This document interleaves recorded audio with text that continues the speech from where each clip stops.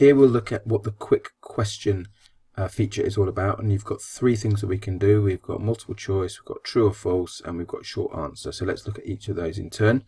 Multiple choice is simply this: you may be teaching something in the classroom in the lesson and you just want to quickly do a spot check to make sure people have got an understanding of a particular concept, or there may be 3 or 4 things that you want them to express an opinion on or vote on.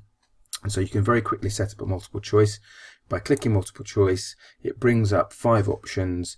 If I bring up what the iPad would look like, this is a student's iPad or mobile device that they're using, and you can see there's no answers because you are asking the question. You might write the question on the board, and then you're giving verbally the answers, or you're writing the answers, possible correct responses on the board, and students simply choose which one they believe is the correct response. So in this case, select B, submit answer, and you can see that obviously there's only one student, but 100% have chosen B. And so that would be a quick way for you to gather some information about current concepts, and obviously then you can carry out intervention as necessary and as required.